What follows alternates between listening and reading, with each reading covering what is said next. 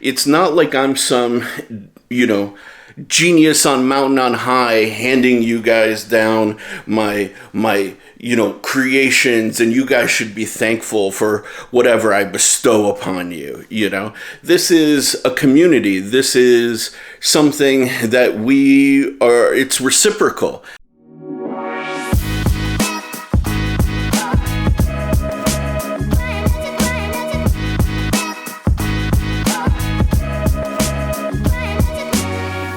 What is going on, guys? The Real Sharif M here, aka Manganese Steel, with another video for you guys.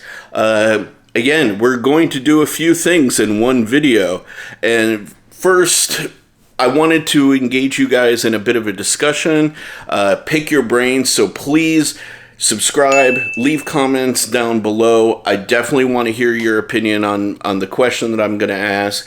And two, we have a new knife in the collection. It seems like I've been buying a lot of knives lately, but these are I bought 3 knives in the last year, and they just happen to be kind of close to one another. But the good news about that is I have a new rig set up. Check this out. I got this boom, I got a little bit of a light here, all of this stuff, so I can do some nice top-down recording. So hopefully I'm not going to have any more focusing issues. Shout out to Patina Turner for the help with this setup. Hopefully he approves, and hopefully it improves my video quality. So anyways, let's get into the question. As you guys know, I'm trying to start my own little knife brand, Manganese Steel. So not just about licensing my designs, but actually making products myself and selling them myself. And a question that's been kind of going on in my head has been, how do I become the gold standard? How do I become the standard to which everybody else aspires to follow and to mimic? And the question I have is, what do you think is the best way to achieve this? What have you seen other people do that you say, oh wow, that's really amazing? Is it customer service? Is it design? Is it packaging, unboxing? What really makes you guys beyond in awe of somebody, as far as a manufacturer is concerned? I want to know from you guys, who is doing it the best? Why are they doing it the best? How do you think I can, push myself to be the gold standard? What do you think it takes? And I would really appreciate your feedback, because I want you guys to invest in what I'm doing. I want you guys to feel like you have a voice in my development. And I think that's really important, because it's not like I'm some, genius on mountain on high handing you guys down my creations, and you guys should be thankful for whatever I bestow upon you. This is a community. This is something that it's reciprocal. I couldn't exist without you guys. Let's be honest, right? So there is a sort of give and take here that I want you guys to be a part of in this process. And I really value your feedback. So let me know down in the comments. Give me some ideas about what you guys find important. And yeah, let me show you what I got. For today's knife, I have something a little bit different, and it's a little bit of a controversial brand. I'll be 100% honest, it's not for everybody. It's definitely not for everybody. This is not your cookie cutter Civivi. This is not your cookie cutter anything. So check it out. Alright guys, so let me show you what I got. And basically, this is kind of my collection down here of Emerson knives. And this is my newest one, the Emerson EX100. I think it's a beauty, personally. So let me give you a little bit of background real quick here.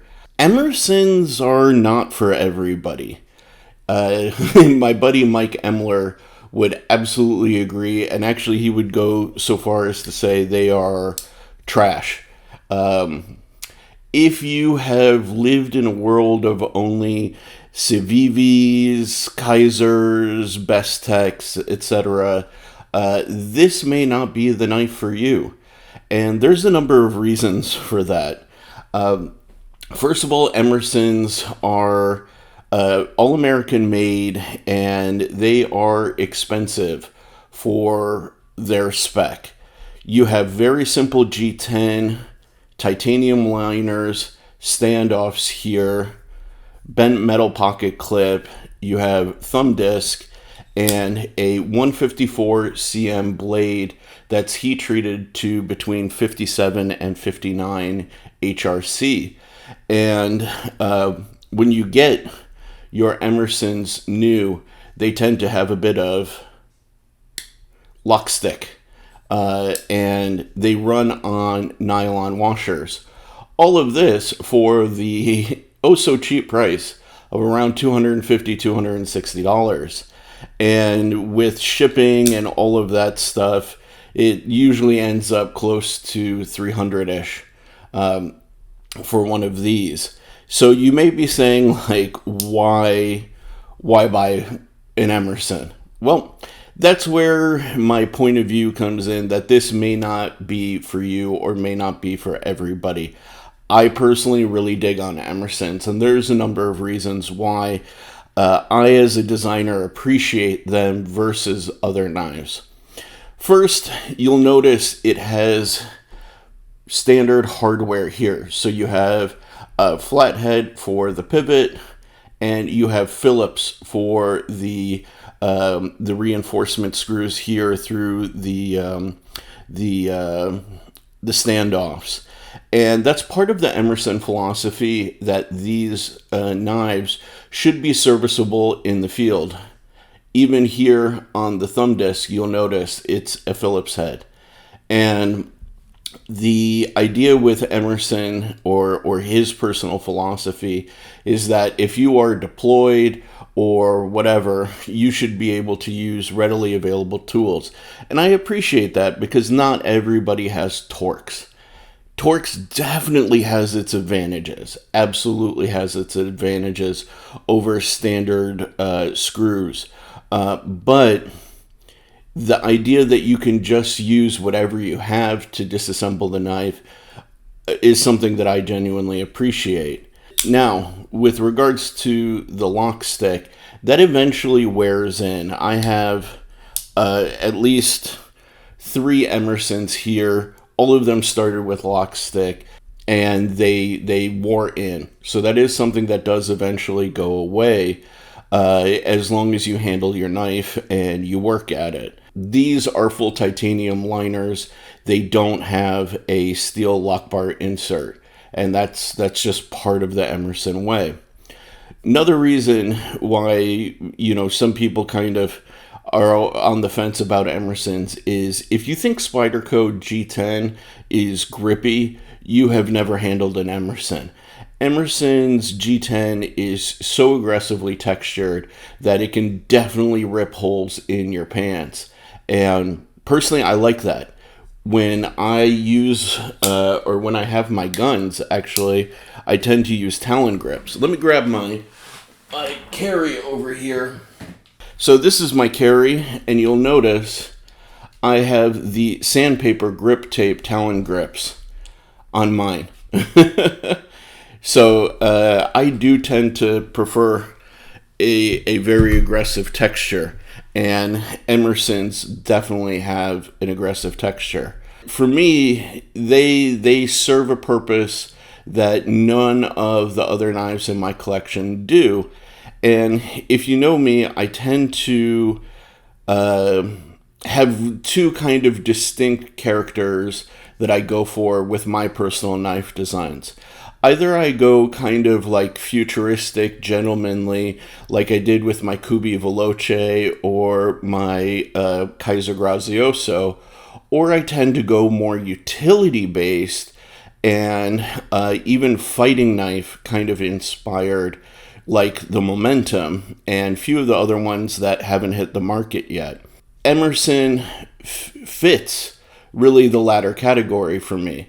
This particular one, the EX100, comes with this beautiful Bowie clip point style, however you want to call it, blade, and it has his CQC7 handle. And this thing, for my extra large hands, fits beautifully. And it really gives a strong reinforced grip for reverse grip, ice pick, reverse ice pick, hammer grip, saber, you name it. And that's part of what attracts me to Emerson's, is that his handles tend to just work for me and my hand size, which is really nice. And the knives have this fighting knife sort of ability. I mean, even for a clip point blade, look at how reinforced that tip is. It does not do this usual distal taper or really, extreme thinning to the tip like you often see with clip points. So this is a clip point that I know that I can use fairly aggressively. Another element that works to their advantage, or Emerson's advantage in this regard, is the grind. And it's something that I personally like. I mean, there, in theory, are better approaches to this, but if you look here, let me get the lighting just right. There you can see it very well lit up here. You can see the secondary bevel. You have the primary bevel here, and then the secondary bevel, which we normally consider to be the edge of the knife. On the back side, the clip side, you do not see any secondary bevel. So what Emerson calls this is the V-chisel grind. And the advantage of the V-chisel grind is that you actually have a fairly thick piece of steel that comes down to a fairly thick behind the edge geometry, but still slices like an SOB, man. Like this thing here, I've got an envelope here that, is fairly thick stock for, it's much thicker than you would normally consider like a regular sheet of paper. And this just rips through this thing like it's nothing. I mean, if you compare, let's say, my Grazioso to that, I actually have to exert more effort, and it's minor, but I can feel it, ever so slightly more effort with the Grazioso, and the Grazioso has thinner blade stock right out of the box, has thinner blade stock, and has a taller primary bevel, which should give it much better slicing geometry. But that's kind of the trick of the V-chisel grind. And I have loved the V-chisel grind since I first encountered it on my Mini A100 here. So this is a small knife, for my hands, it is a 3.5 finger everyday carry sort of blade, but it's one that I actually consider capable of doing harder tasks. And it's one of the reasons that I love it, because I can carry something small and I don't feel like I need to compromise on what this knife can do. This is why I tend not to go for, let's say, like a KIZER Feist or similar Justin Lundquist designs, because I have this. This thing gives me all the robustness of a full-size knife, but with the slicing capability of a smaller, thinner blade. And it's just that really nice sort of middle ground. If you are interested in Emerson's, I highly recommend the Mini A100 as your entry point. These things are phenomenal. Now, back to the EX100 here. This is kind of the latest brainchild from Emerson. And he said it's always been kind of in the back of his mind, but he's never been quite able to like just get the thoughts to coalesce. And it finally did into this knife. And I think it's phenomenal. This actually fits a really, really interesting middle ground point for me in my Emerson collection, as it's bigger than the Mini A100, but smaller than my other Emerson, and more EDCable than my other Emerson knives. You have a 3.5-inch blade, 8.2-inch overall. The pocket clip, normally in a knife of the bigger Emersons, these kind of generate a hot spot in my hands. But for this knife size, it actually, I feel it, but it definitely doesn't create a hot spot. You get just enough length, and the curve right here, this nudges up against this little muscle group in the palm, and you can really do some nice hard work with this thing while still being reasonably sized. It is a bit chunky, as all Emersons are, as you can see here. The thickness, I think, comes in at like 0.6 or something like that. But all Emersons, let me see if you guys can catch that, are kind of on that level of thickness. Now, the reason why I say this is more EDCable than my other Emerson, I'm not talking about the Mini A100. I'm talking about this guy. This is my CQC 15, and this is just pure fighting knife. This is 4 inches of fuck around and find out, and has all the classical Emerson stuff, has wave, the wave feature, which, you know, it's controversial. Some people like it, some people don't. You see a finger guard in the front and the back here. So you really have no chance of the knife, you know, your hand slipping onto the blade, which this blade is an evil SOB, featuring a recurve and a Tonto tip. And again, has the V-chisel grind, and is just... this is a beast of a knife. This is the kind of knife that I take when I am going into very kind of dangerous or scary situations, and I don't really care. I want something that's going to help me survive. And you can see, no lock stick whatsoever. And I've had this thing for a while, actually, and I love this knife. Again, you can see here with the Mini A100, no lock stick.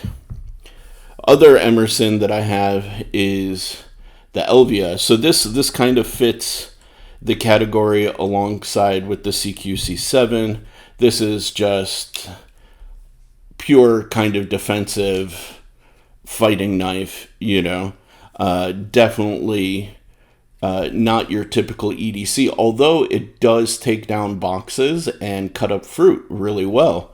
And you can see here, no lock stick whatsoever. Just a crazy Pical style, you know, designed by Ed Calderon. And I actually absolutely love it. I originally bought this with the intent of moving it on the second market. As you can see, I still have it. So this guy kind of fills out my collection, you know, and I'm actually really absolutely in love. This is probably the best built out of the box, or the most solid feeling.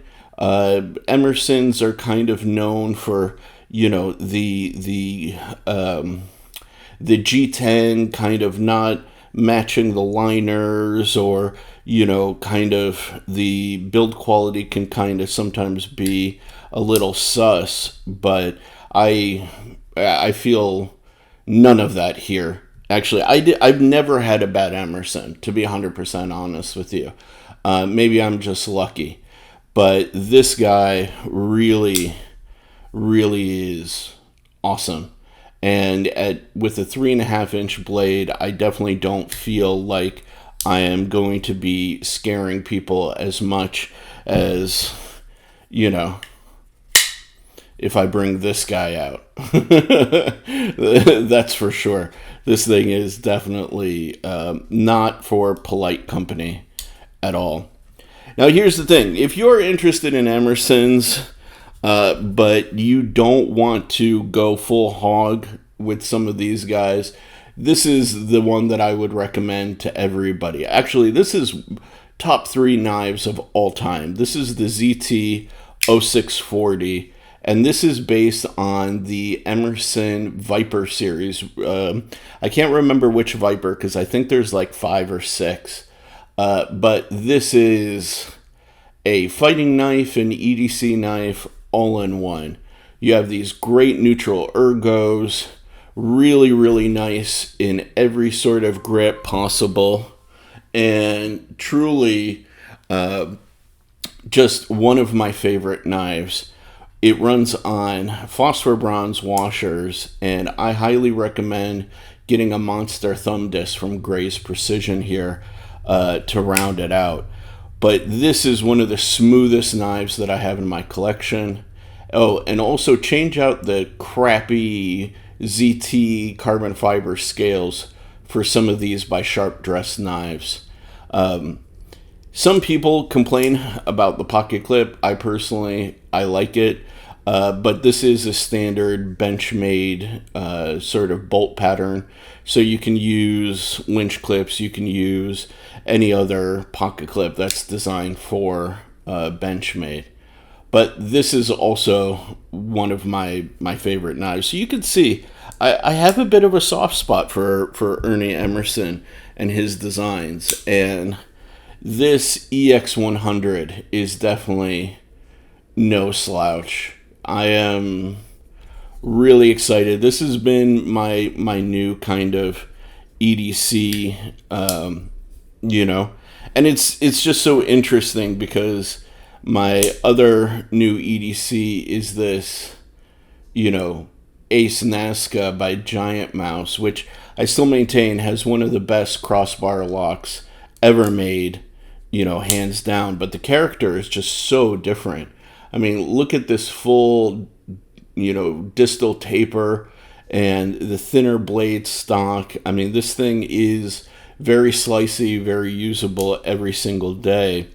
But it's just such a character difference. This is so sort of designed for everyday, or modern day, I should say, knife standards, you know, and to be part of like the latest kind of trends and all of that stuff. Whereas this is just, I don't know, like just a regular old school tool.